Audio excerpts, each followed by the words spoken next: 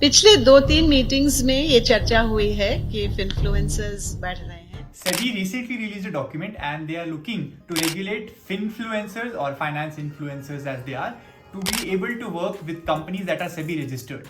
And there was a recent video that was doing really well and it explained why these influencers will now fall off. And I am here to argue why that is not going to happen. The very first reason that it will happen so is because these influencers might get actually registered with SEBI. Now those people which are actually trying to do a scam will actually go away from the market, and that is a net positive for the entire ecosystem, wherein the influencers get better, the companies get better, as well as the customers benefit. However, when this registration becomes important or mandatory, the people who are at the lowest rung, who are just there to make a quick buck out of innocent customers, will actually fall off the grain. What is more important to look at is how SEBI will actually monitor using others' RIA number, which was also explained in the video, wherein some people are actually using a research analyst's number and actually providing services. And on that end, I'm also kind of confused as to some influencers are actually not providing direct buy or sell advice. And does SEBI also look to regulate that? Now, obviously, they have invited public comments, but I don't know how much of those will SEBI listen to and what has been the actual response. But it is very clear that SEBI has been on the forefront of this movement and they are on their best front to be able to stop people getting scammed from people who are basically just posting videos on YouTube, Instagram, or Twitter, or anywhere else. The second reason I believe that this will not happen is because this entire thing basically chokes a little bit of the revenue front of things. But what is more interesting to see, a lot of these bigger influencers, have actually made products of their own that they're selling. So will SEBI also look to regulate people who are selling courses, and will you require a SEBI registration to be able to sell any kind of products digitally? If that is the case, then obviously it will create some difficulty, but I believe the bigger people or people who have actually built proper businesses around this entire thing will go through the registration.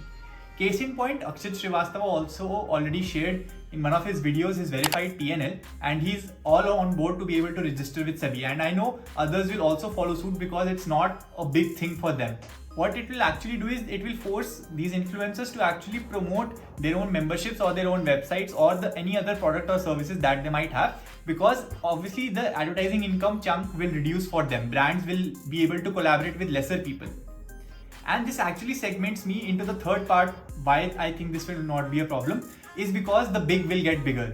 Now you see the people who are actually running full-time businesses by the likes of Sharan, Rachna Ranade, Akshit Srivastava, Variku, and multiple others, this is their main income.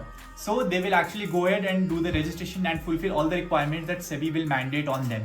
That being said, a lot of smaller people will actually not be able to do this because, say, this is a side project for them and they're not devoting as much time, then they will quit.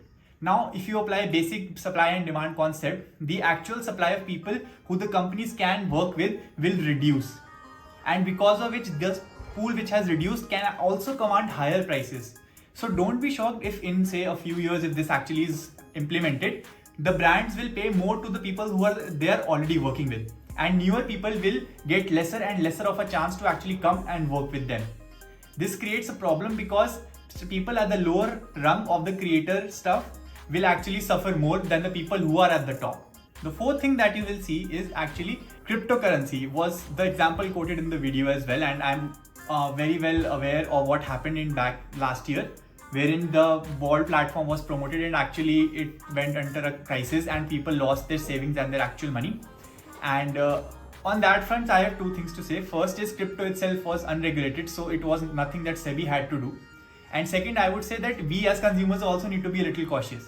Anybody can say anything, but it is up to us to invest our money. Obviously, if you're watching people online, you're not paying any money to them. And if they are making money elsewhere, you have to make sure what the incentives are. You need to know where you are putting your money. Now, I understand people are gullible. They need information, which is why they come and trust the people they see online. But at the same time, they have to realize that the actions at the end of the day is their own. It's not the government's responsibility or the influencer's responsibility, because the money is yours. And that is why you need to be aware where you're putting this money. And you should not just do whatever somebody else says before you yourself verify something. I remember back last year, I saw these ads and I went on to World, and then I was very, very freaked out because I remember that the deposits were only limited to certain banks, which like really obscure regionalized banks, which I did not have an account for obviously, and that is why I did not make any investments, and I'm kind of thankful that I did not. But that also kind of told me that this might be something fishy, because A, it is unregulated, I know, and B, these are only accepting banks which are like really obscure, so I would not want to go ahead with this.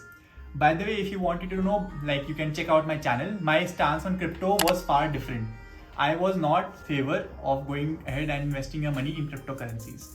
And the final point that this document kind of also does not clarify is what happens to working with other types of media companies. Because SEBI regulated companies cannot work with unregistered SEBI people, so does that also include TV? Because TVs are not SEBI registered, obviously. YouTube itself is not SEBI registered, so does that limit the company's ability to advertise and gain new customers? Because if that happens, that is another debate that we have to agree and work on. Imagine Grow not being able to get customers via placing ads on YouTube. You might have seen an ad before this video itself. What happens then? So there is some kind of ambiguity there as well. Now, all this being said, I think this is a net positive, but if it is implemented in a correct manner so as to not create a super huge hurdle, I agree that you can have registration mandatory, but at least have some lowered requirements so that it is easier for people who are able to get this such requirement. On that note, I'll end this video. If you found value, make sure to like this video, and I'll see you next time.